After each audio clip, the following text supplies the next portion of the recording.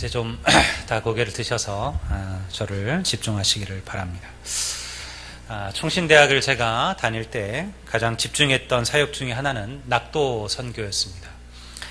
낙도 선교단은 교회가 없는 섬에 하나님의 복음을 전하자라는 그런 목적으로 총신대학에서 처음으로 세워진 그런 선교 단체였습니다.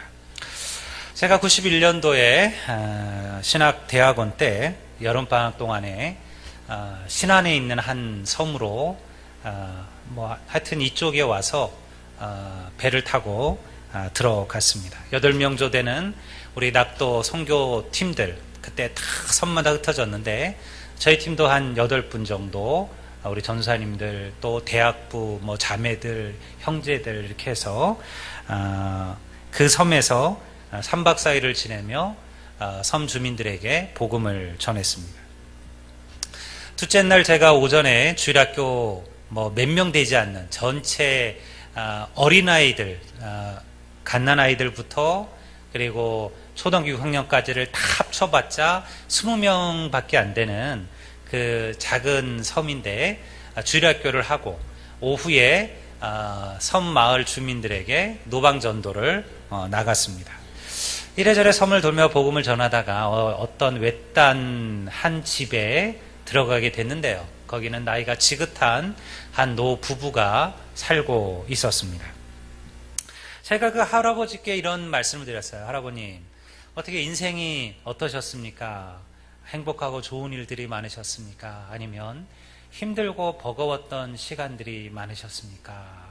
그랬더니요, 그분이 말씀하시기를 힘들고 어려운 시간들이 많았지. 섬에서 먹고 사는 것도 힘들었고, 아이를 키우는 것도 힘들었고, 그리고 다 자란 아이들을 무트로 내보내고 우리끼리 여기서 살아가는 것도 힘들고, 인생이 다 힘들고 무거운 거 아니겠는가. 할아버님, 그러면 오늘 제 이야기 한번 좀 들어보실랍니까? 그러면서 제가 그 두 부부에게, 어르신들에게 읽어드렸던 성경 본문이 바로 오늘 우리가 읽었던 이 마태복음 11장의 말씀이에요.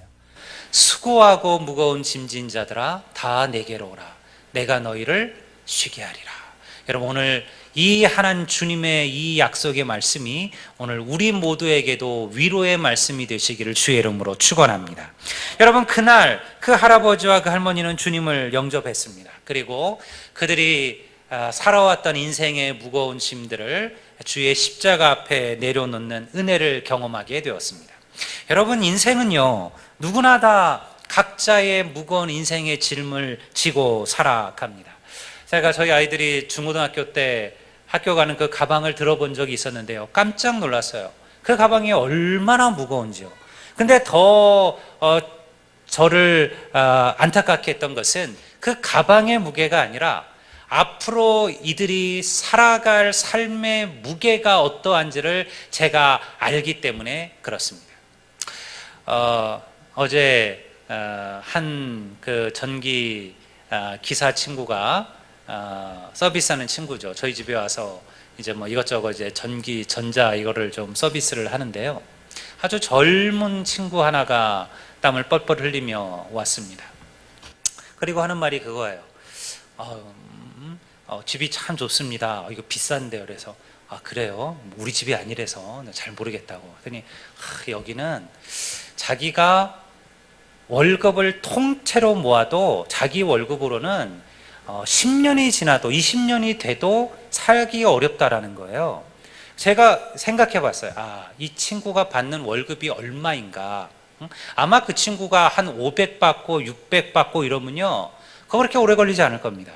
여러분들, 수고스럽게 집마다 다니며 땀 흘리고 이 여름에 애쓰고 노력하는데요, 그가 받는 봉급이요, 얼마 되지가 않아요. 얼마 되지가 않는 거예요. 그러니 그거를 통째로 모아도 어렵다는 거예요. 그러면서 그 친구가 하는 말이 뭐냐면, 자기는 남자친구인데 자기는 결혼을 안 할까 생각하고 있다는 거예요. 야, 왜 그러냐. 다 네 짝이 있을 거다. 네 짝이 있을 거다. 제가 그런 얘기를 했는데요, 제가 그게 느껴졌어요. 이 젊은 아이들이 갖고 있는 그 무게, 인생의 무게를 너무 일찍 이 친구들은 경험하고 있는 거예요. 아, 이게 쉽지가 않구나. 누군가 여러분들 뭐 돈이 많은 부모가 있어서 자기를 밀어주면 뭐 다행이겠지만 그렇지 못하다 그랬을 때 이 친구들이 짊어지고 가는 삶의 무게가 크다라는 거예요. 그 친구만 그런 게 아닙니다. 여러분, 우리 모두가 다 인생의 짐을 지고 살아갑니다. 뜻하지 않은 질병들이 찾아오기도 합니다. 혹은 예기치 않게 사랑하는 사람들이 불쑥 내 곁을 떠나거나 여러분 먼저 세상을 떠나기도 하죠. 혹은 때로는 아까 그 친구처럼 너무 부족한 물질 때문에 여러분 인생의 절망을 경험하는 그러한 친구들도 있습니다. 사랑하는 가정들의 큰 상처를 경험하기도 합니다. 우리가 부러워하는 그 어떤 사람들도요, 다 남들은 알지 못하지만 그들이 가진 삶의 짐을 지고 살아가고 있습니다. 여러분, 예수님 당시에 이스라엘 백성들도 비슷했어요. 대제사장이나 서기관들 일부의 특권층을 빼놓고는요, 민중의 삶은 피폐하고 고통스러웠습니다. 당시 예수님 시절에 이스라엘 백성들은 철회제국이라 불렸던 로마의 식민 지배하에 있었죠. 로마에 바치는 세금만으로도 일반 백성들은 죽을 지경이었어요. 그런데 여러분, 백성들의 본이 되어야 될 지도자들은 타락했습니다. 부패했습니다. 더욱더 가혹한 것은 무거운 율법의 짐이었어요. 이스라엘 백성들을 위하여 주신 하나님의 율법이 이제는 가혹한 규정이 되고 짐이 되어서 이스라엘 백성들을 짓누르고 있었어요. 가끔 TV에서 이슬람 사회 속에서 살아가는 여인들의 그 모습을 본 적이 있습니다. 여러분들 보셨죠? 그 뭐 이슬람 여인들이 쓰는 그 베일들은 여러 가지가 있어요. 히잡도 있고요. 뭐 여러 가지 저도 잘 근데 그 중에 이제 가장 무거운 게 뭐냐면 부르카라 그래서 완전히 온몸을 다 발끝 하나 드러나지 않도록 손까지 싹 가리는 그 옷들이에요. 보통 검은색으로 되어 있는 그 부르카를 입는데요. 제가 2011년 아프가니스탄에 파병을 갔을 때 저는 이슬람 사회 속에서 살아가는 여인들의 눈물을 보았어요. 그들은요, 탈레반이 당시 이 아프간을 통치하고 있었는데 그때 막 이제 무너졌을 단계죠. 미국에 의해서. 그들은요, 부모가 정해주는 사람 외에는 결혼이 금지되었습니다. 그리고 그 이전까지 큰 문제가 없었던 모든 여자들의, 아이들의, 처녀들 그리고 학생들의 교육 자체가 금지되었어요. 탈레반은 여인들이 교육을 받을 이유가 없다라고 가르쳤습니다. 그리고 그들에게 온몸을 가려야만 하는 부르카를 억지로 입혔습니다. 원래는 여인들을 보호하기 위하여 세워진 코란의 법들이 지금은 가혹한 짐이 되어서 이슬람의 여인들을 짓누르고 있습니다. 물론 우리가 한 문화를 한쪽의 눈으로 너무 쉽게 판단하기는 어려울 겁니다. 그러나 오늘 우리가 보고 있는 수많은 그 고통과 절망들을 우리가 지금 절절하게 듣고 있기 때문에 그렇습니다. 예수님 당시 이스라엘도 마찬가지였습니다. 왜 예수님께서 복음을 전하면 많은 사람들이 주님에게로 몰려들었을까요? 예수님의 복음은 그들에게 자유를 주었기 때문에 그렇습니다. 복음은 그러한 능력이 있어요.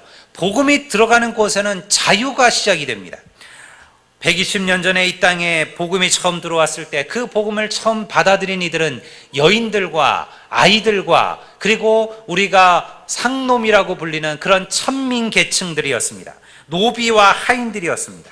그들은요, 인생의 무거운 짐을 지고 살아가는 사람들이었습니다. 그들은 모두 사람 취급 제대로 받지 못했죠. 여인들이 짊어져야 됐던 삶의 무게는 너무도 컸습니다. 요즘은 여러분, 집안에서 누가 권력을 잡고 있느냐를 무엇으로 판단할까요? 무엇을 가지면 그 집안의 권력을 볼 수 있을까요? 리모컨이에요. 리모컨을 누가 갖느냐가 그 집안의 권력의 분포도예요. 옛날에는 누가 리모컨을 가졌습니까? 항상 가장이죠. 남편들이 갖고 있었어요. 그래서 그 재미없는 스포츠만 바라보거나 바둑만 봤잖아요. 여자들은 드라마 보고 싶은데. 여러분, 조금 시간이 지나면서요, 리모컨이 누구에게로 넘어갔을까요? 아이들에게로 넘어갔어요. 아이들에게 우선이 됐어요. 근데 요즘은요, 리모컨은 여자들의 겁니다. 저도 허락받아야 됩니다. 뭐 보려면 이거 틀어도 돼? 물어보고 틀어야 됩니다. 여러분, 저는요 정말 여인들은 정말 주님을 더 사랑해야 된다고 생각해요. 왜냐하면 여러분 정말 이 땅에 그리스도의 복음이 없었다면요, 여러분 오늘날 여인들이 겪는 고통을 여러분들이 겪고 계실지도 모릅니다. 우리가 지금 보잖아요. 그리스도의 복음이 아직 들어가지 않은 땅에 여러분들 여인들이 받는 고통을 절절하게 우리의 눈으로 보고 있기 때문에 그렇습니다. 물론 여인들만 말하는 것은 아닙니다. 여인들은 하나의 재산으로 취급되었죠. 조선시대를 말하는 겁니다. 자기의 이름으로 불려지지 않았습니다. 항상 무슨 댁 누구 엄마라고 불려졌습니다. 우리가 말하는 칠거지락이라는 규례들이 여인들의 어깨를 짓눌렀어요. 아이들도 다르지 않았습니다. 아이들은요 하나의 인격체로 대접받지 못했습니다. 여러분, 노인과 노비들은 더 그랬겠죠. 상놈이라 불리는 그 천민들, 백정들, 그리고 노비들, 하인들, 그들이 짊어진 무게는 더했어요. 한쪽이 노비면요, 그들의 자녀도 노비였어요. 평생 그 굴레를 벗어나지를 못했습니다. 그런데 여러분, 예수의 복음이 조선 땅에 들어왔어요. 선포되었습니다. 수고하고 무거운 짐진 자들아 다 내게로 오라. 내가 너희를 쉬게 하리라. 여러분, 이 복음의 말씀이 교회 안에 들어오기 시작했어요. 그리스도 복음 안에서 예수 그리스도를 빼고 모든 인간은 평등했습니다. 모든 인간은 하나님의 형상대로 지음받은 존귀한 존재라고 가르쳤습니다. 그리고 그들이 가진 무거운 인생의 짐을 예수의 십자가 앞에 내려놓기만 하면 진정한 쉼을 얻게 될 것이라고 그렇게 약속했습니다. 그리고 여러분, 오늘 우리가 그 약속의 증인인 거예요. 오늘 그 약속대로 이 땅에 주의 복음이 진정한 자유를 회복해 만든 줄로 믿습니다. 저는요 20여 년 목회를 하면서 수많은 인생의 무거운 짐을 지고 살아가는 이들을 만났습니다. 그들 가운데는 청년도 있었고요, 그리고 중년과 노년의 삶을 살아가는 이들도 있었습니다. 그리고 여러분, 그들을 통해서 깨닫게 된 게 있어요. 모든 인생은 오직 주님을 통해서만 진정한 위로와 쉼을 경험한다는 거예요. 남들이 부러워할 만한 몸을 가졌지만요, 그리고 문 남성들의 사랑과 구애를 받았지만 진정한 위로를 받지 못했던 막달라 마리아가 그랬습니다. 남들이 부러워할 만한 부유함을, 부귀를 가졌지만요, 누구에게도 사랑받지 못했던 세리 삭개오도 그러했습니다. 밤이 새도록 바다에서 물질을 했지만 단 한 마리의 고기도 잡지 못하고 여러분, 그 새벽에 들어와 그물질을 하던, 그물을 손질하던, 그리고 어떻게 하루를 살아갈지 자기를 기다리고 있을 자녀와 아이들을 생각하며 근심하던 베드로도 그러했습니다. 그들은 무거운 삶의 짐을 지고 있었어요. 그런데 그 짐이 언제 회복되었습니까? 그들이 주님을 만나는 그 순간 그들은 그들의 짐을 내려놓게 되었습니다. 여러분, 그렇지 않습니까? 자기 주님을 자기의 집에 모신 삭개오는요 어떻게 되었어요? 자기의 전 재산을 빨아 가난한 자들을 나누어주고 주님을 따르는 주의 제자가 되었습니다. 여러분, 몸을 팔던 여인 막달라 마리아는요 예수의 부활의 첫 증인이 되었습니다. 생계를 근심하며 걱정했던 그 베드로는요 고기를 낚는 자가 아니라 사람을 낚는 어부가 되고 예수님의 수제자가 되었어요. 여러분, 이것이 주님을 만난 이들에게 주어지는 하나님의 축복이에요. 주님을 만난 그들이 이러한 위대한 변화의 역사를 경험했다면 여러분, 우리도 능히 그렇게 될 줄을 믿으시기를 주의 이름으로 축원합니다. 우리가 주님을 만나면 우리 역시 이 쉼을, 이 위로를 경험할 수 있다는 거예요. 찬송가 415장은 제가 즐겨하는 찬양 가운데 하나입니다. 이 찬양의 가사가 참 우리에게 위로가 돼요. 찬양은 가사가 이래요. 십자가 그늘 아래 나 쉬기 원하네. 저 햇빛 심이 뜨겁고 또 짐이 무거워 이 광야 같은 세상에 늘 방황할 때 주 십자가 그늘에 내 쉴 곳 찾았네. 여러분, 십자가 그늘 아래 나 쉬기 원하네. 이 광야 같은 세상에 방황할 때 주의 십자가 그늘에 내 쉴 곳 찾았네. 여러분, 이것이 오늘 하나님의 백성 주신 하나님의 축복 가운데 하나예요. 근데 여러분, 우리가 한 가지 반드시 이해해야 될 구절이 있어요. 저는 오늘 이 성경을 처음 읽을 때 잘 이해가 되지 않았습니다. 수고없고 무거운 짐진 자들을 쉬게 하시겠다는 주님께서 왜 거기에 자신의 멍에와 자기의 짐을 지라고 말씀하고 계실까? 분명히 우리가 28절을 보면 수고하고 무거운 짐진 자들아 다 내게로 오라 내가 너희를 쉬게 하리라. 여기까지는 누구나 다 이해할 수가 있어요. 근데 그 다음 구절은 이러합니다. 나는 마음이 온유하고 겸손하니 나의 멍에를 메고 내게 배우라. 나는 마음이 온유하고 겸손하니, 무거운 짐을 진 자에게 주님께서 뭐라고 말씀하시면 내 멍에를 메라 이렇게 말씀하시는 거예요. 나의 멍에를 메라. 여러분, 보통 세상의 짐은 내려놓으면 해결돼요. 우리가 보통 어르신들이, 나이 드신 분들이 짐을 무겁게 들고 가시면 그 짐을 덜어드리는 방법은 하죠. 어르신 힘드시죠? 짐 저에게 주세요. 그러면서 여러분, 그 짐을 제가 대신 들어주거나 그 짐을 내가 받아주면 돼요. 그런데 하나님의 백성들이 진정한 쉼을 얻는 방법은 조금 다르다라는 거예요. 무엇입니까? 내 짐을 내려놓고 주님이 주시는 멍에를 메라는 거예요. 멍에가 무엇입니까? 멍에는 이 수레나 쟁기를 싣기 위해서 그 말이나 소의 목에 거는 그 구부러진 그 막대를 말하는 거죠. 멍에예요. 우리가 보통 이 멍에를 아주 무겁고 힘든 어떠한 그러한 짐으로 생각하지는, 우리가 인생의 멍에가 무겁다라는 말을 쓰기도 하고요. 진정한 자유가 무엇입니까? 진정한 자유는 하나님으로부터 도망가는 게 아니라는 거예요. 하나님이 주신 그 멍에를 지는 것이 진짜 성도의 자유요 쉼이라는 거죠. 오히려 주님이 주신 믿음의 멍에를 지고 헌신의 멍에를 지고 사랑과 섬김의 멍에를 지는 것이 그리스도인이에요. 이럴 때 우리가 진정한 쉼을 경험한다는 거예요. 우리가 전도를 해보면 젊은 친구들이 그런 말을 많이 해요. 복음을 전하면 젊은 친구, 젊은 부부들이 하는 말이에요.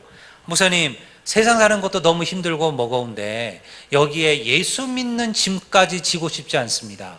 이해가 돼요. 왜냐하면 일주일을 힘들게 일하며 살았잖아요.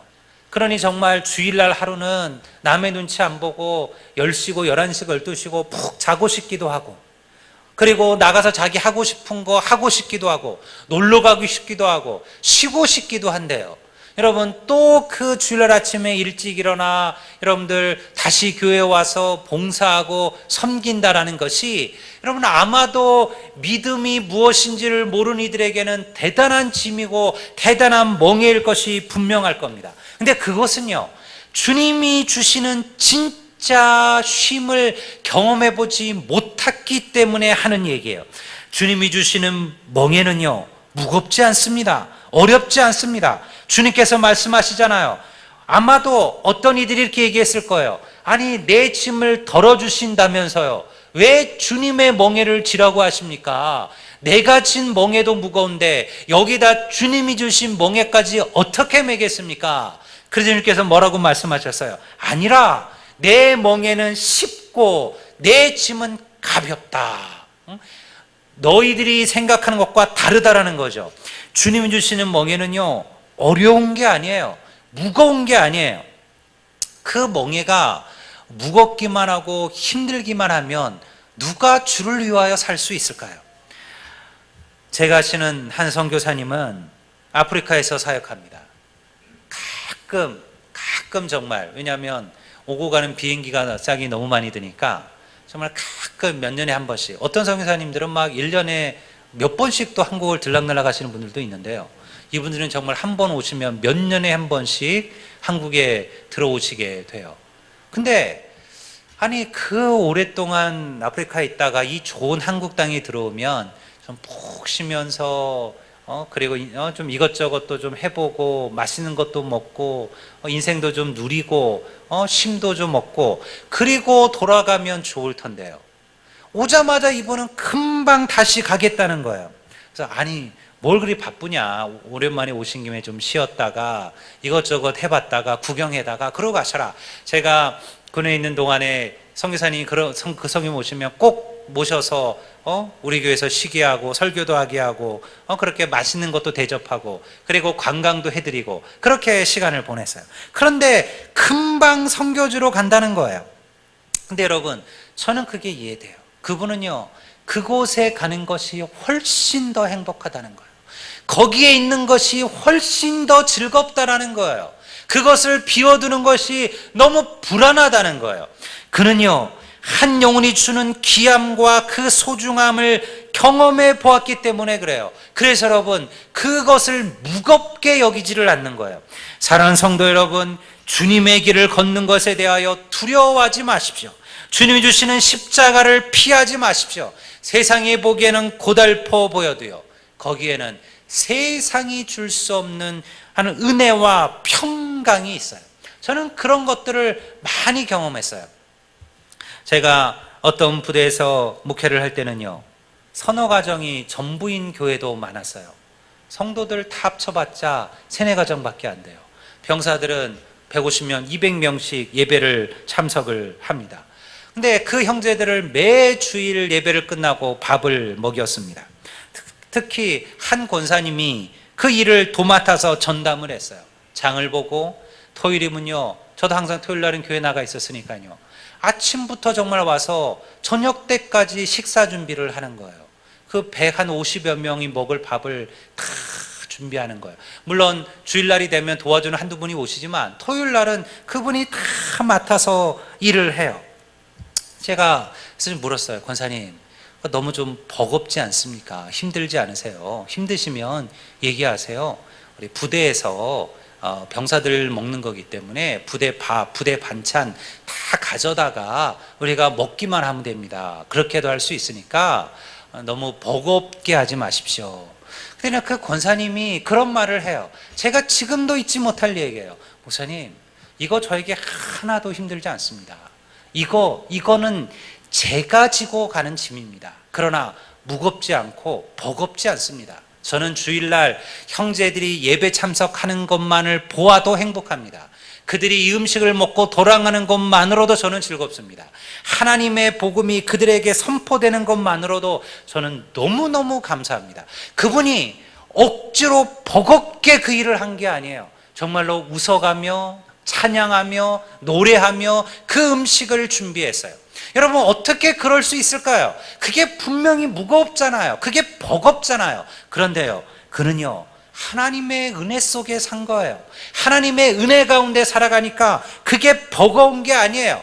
내 짐은, 내 멍에는 쉽고 내 짐은 가볍다라는 말씀처럼요, 여러분, 믿음으로 살아가니요, 하나님께서 그거를 감당할 수 있는 능력과 은혜도 그에게 더하시는 거예요. 그런데 여러분, 우리 모두가 그분 같겠습니까? 아마 우리에게 그렇게 살려면 우리 가운데 몇 사람이나 여러분 그렇게 살 수 있겠어요? 아무리 헌신이 좋겠지만 여러분들 모든 거 다 팽개치고 어찌 그렇게만 살겠습니까? 여러분, 그래서 이게 은혜인 거예요. 믿음의 짐이 마냥 가볍지 않습니다. 십자가의 길이요, 마냥 쉽지는 않습니다. 근데 이유는 무엇이냐면요, 누가 우리를 붙드시는 거예요? 마음이 온유하고 겸손하신 주님께서, 마음이 온유하고 겸손하신 그 주님께서 우리들을 붙들고 계시는 거예요. 그래서 우리가 능히 그 짐을 이겨낼 수 있는 힘과 은혜를 얻는 거예요. 주님은 당신의 자녀들이 인생의 무거운 짐에 허덕이는 것을 보고 계시는 분이 아니셔요. 누구든지 주님 앞에 나아가 여러분 무거운 그 짐을 내려놓기만 한다면 진정한 위로와 힘을 주시는 분이에요. 여러분 스스로 질문해 보십시오. 내 스스로 견디기 힘들고 무거운 인생의 짐이 왔을 때 우리가 정말 주님 앞에 나아갔는가? 겸손하게 나의 무력감을 고백하고 그리고 주님이 도와주시기를 간절히 기도해 보았는가? 나의 자존심, 나의 체면 때문에 내 스스로 그것을 짊어지고 그렇게 허덕이며 내가 살았던 것은 아닌가? 내 능력, 내 지혜, 내 힘으로 그 짐을 지겠다고 그렇게 생각하며 산 것은 아닌가. 여러분, 짐을 내려놓는 것은 어려운 일이 아니에요. 그저 주님 앞에 겸손하게 고백하시면 됩니다. 나를 도와주소서.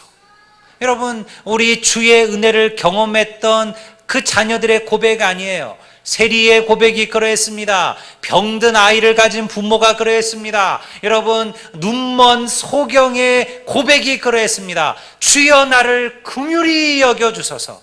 주여 나를 불쌍히 여겨주소서. 주여 나를 도와주소서. 여러분, 이것이 오늘 우리의 고백이에요. 우리의 인생에 무거운 짐이 있을 때마다, 우리가 버겁고 힘들 때마다 주님 앞에 나아가십시오. 그리고 주님께 도와달라고 기도하십시오. 나를 긍휼히 여겨주소서. 내 무거운 인생의 짐을 주님께서 기억하여 주소서. 여러분, 진실한 믿음의 고백만 있다면 여러분, 주님은 능히 우리의 짐을 져주실 것으로 믿습니다. 여러분, 제가 바라는 교회가 그러한 교회입니다. 여러분, 은혜 있는 교회, 그리고 여러분 하나님을 기쁘시게 하는 교회는요, 무거운 짐을 함께 나누어 지는 교회입니다. 여러분, 서로를 돌아보십시오.